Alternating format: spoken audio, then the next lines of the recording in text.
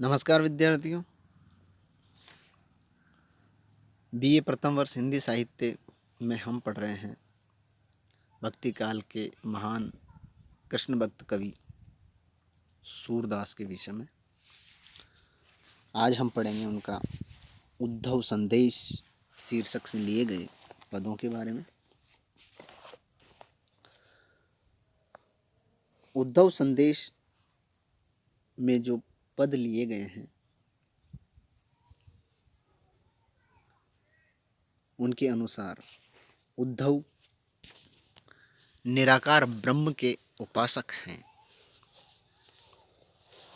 और अपने आप को बहुत ज्ञानी समझते हैं, योग साधना के पंडित। उन्हें अपने ज्ञान पर अहंकार है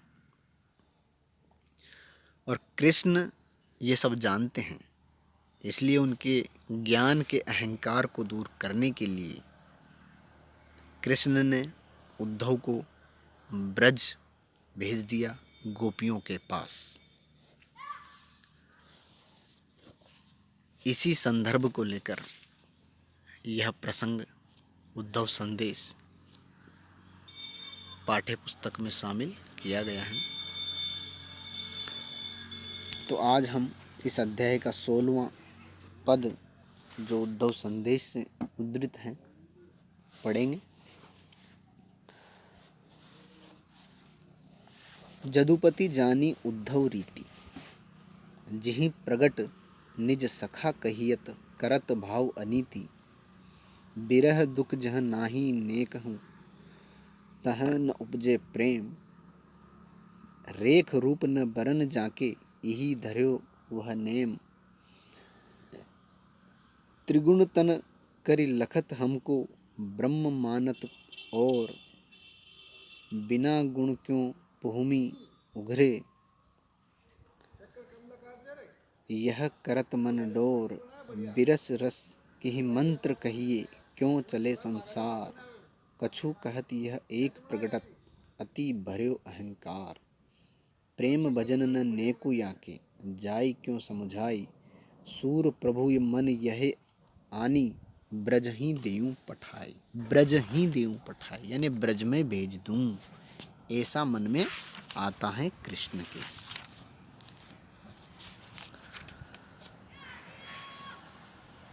यह पद प्रसिद्ध कृष्ण भक्त कवि सूरदास द्वारा रचित हैं और उद्धव संदेश प्रसंग से उद्धृत हैं। उद्धव जो निराकार निर्गुण ब्रह्म के उपासक हैं और उन्हें अपने ज्ञान पर अहंकार है। कृष्ण उनके इसी अहंकार को दूर करने के लिए उन्हें गोपियों के पास ब्रज भेज देते हैं।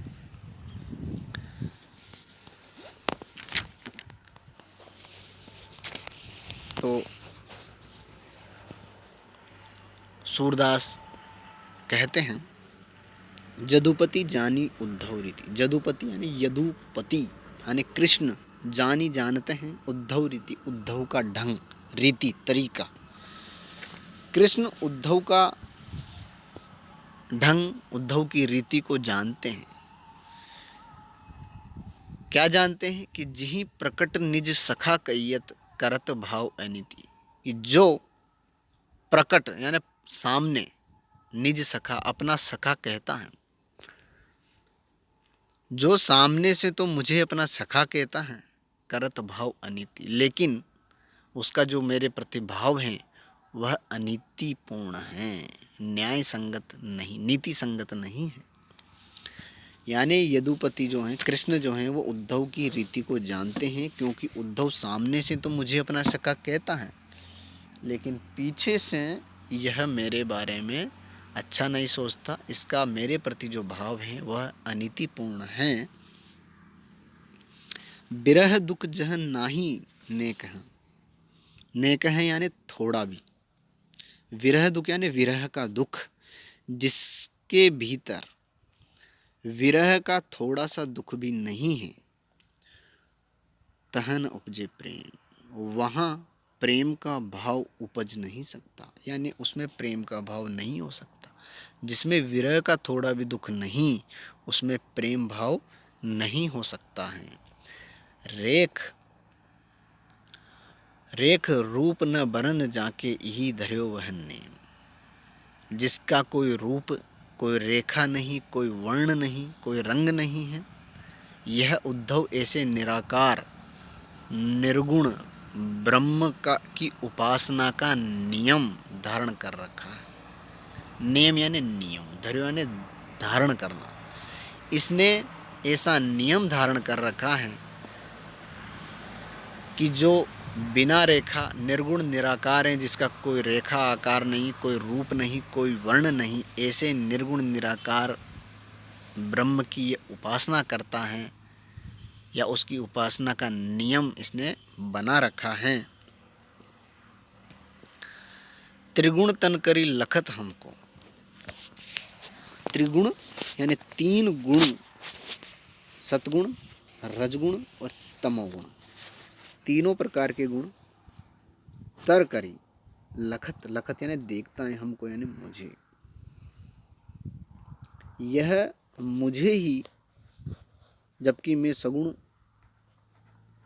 अवतार हूँ, और मुझे भी यह त्रिगुण के अधीन मानता है। त्रिगुण तर करी, त्रिगुण यानी तीनों गुणों के अधीन मानता, और ब्रह्म माना तो ब्रह्म किसी और को मानता है, यानी मुझे ब्रह्म नहीं मानता, बल्कि ब्रह्म को मुझसे अलग मानता है। बिना गुण क्यों पुहुमी उधरे, तो बिना गुणों के क्यों पुहुमी, पुहुमी यानी पृथ्वी, उघरे यानी उघाड़ना, यह करत मन डोर। तो यह जो उद्धव हैं, यह बिना गुणों के ही, बिना गुण क्यों पुहुमी, बिना गुणों के ही धरती को उघाड़ना चाहता है, पृथ्वी को उघाड़ना चाहता है। बिन गुण क्यों पुहुमी उघरे, पुहुमी यानी पृथ्वी, उघरे यानी उघाड़ना, यह बिना गुणों के ही पृथ्वी को उघाड़ना चाहता है। यह करत मन डोर, मन को किसी गुणों का तो सहारा होना ही चाहिए। यह करत मन डोर यानी बिना गुण के पृथ्वी को या इस धरती को उघाड़ना चाहता है, जबकि मन को किसी गुण का सहारा तो लेना ही पड़ता है। बिरस रस के ही मंत्र कही, यह बिना रस के विरस मंत्र कहता है। विरस मंत्र, विरस जिसमें कोई रस ही नहीं है, जो निरस हैं, ऐसे ब्रह्म या ऐसे निर्गुण निराकार की उपासना करने के लिए कहता है, उनके मंत्रों का उच्चारण करता है। क्यों चले ऐसे संसार कैसे चलेगा, क्योंकि जो अपने को, जिसमें हमें रस ही नहीं मिलता, जिससे हमें आनंद ही नहीं आता, उसकी उपासना कैसे की जा सकती है। उसकी उपासना में तो कठिनाई होगी, क्योंकि जो सरस नहीं है उससे लगाव कैसे हो सकता है। लगाव तो उसी से होगा जिससे हमें आनंद आए, जो हमें सरस लगेगा। कछु कहत यह एक प्रकट, इसको कुछ भी कह लो, यह तो एक ही ब्रह्म निराकार को ही मानता है, अन्य किसी को नहीं मानता। अति भरो अहंकार, और इसमें अहंकार भी बहुत भरा हुआ है, इसे अपने ज्ञान पर भी घमंड है। प्रेम भजन न नेकु याके, नेकु यानी थोड़ा सा भी, प्रेम और भजन इसमें थोड़ा सा भी नहीं है। प्रेम भक्ति आदि तो इसमें थोड़ी सी भी नहीं है। जाई क्यों समझाए, और ये समझाने से भी नहीं समझता, इसको कितना भी समझा लो ये समझता भी नहीं है, क्योंकि घमंडी है। सूर प्रभु मन यह आनी, इसलिए सूरदास जी कह रहे हैं कि प्रभु कृष्ण के मन में यही बात आती है, या मन में सोचते हैं कि ब्रज ही देऊं पठाई, पठाई यानी भेजना। इसलिए कृष्ण मन में सोचते हैं कि मैं इसे ब्रज ही भेज देता हूँ, ब्रज में भेज देता हूँ, ताकि यह ब्रज में जाकर जब गोपियों से मिलेगा और गोपियों का प्रेम और विरह देखेगा, तभी यह प्रेम का महत्व समझ पाएगा और इसका घमंड भी दूर हो जाएगा। तो यहाँ निर्गुण उपासना की जगह सगुण उपासना का महत्व भी बतलाया गया है, क्योंकि निर्गुण की उपासना निरस बताई गई है। जिस निर्गुण निराकार को, जिसका कोई आकार रूप रंग ही नहीं है, उसकी उपासना करने में कठिनाई होगी, क्योंकि हम उसे जानते ही नहीं, और जिसका हमें ज्ञान ही नहीं, उसके प्रति रस कैसे हो सकता है। यही भाव इन पदों में व्यक्त हुआ है। साथ ही ज्ञान की अपेक्षा प्रेम को श्रेष्ठ बताया गया है, क्योंकि सूरदास सगुण कृष्ण के भक्त हैं, इसीलिए वो सगुण भक्ति की महिमा ही बतला रहे हैं। यहाँ गोपियों का प्रेम और कृष्ण के प्रति जो विरह है, उसको उद्धव के निर्गुण निराकार संबंधी ज्ञान से श्रेष्ठ बताया है। यानी ज्ञान पर प्रेम की स्थापना की गई है। अनुप्रास, काव्यलिंग आदि अलंकारों का प्रयोग हुआ है। ब्रजभाषा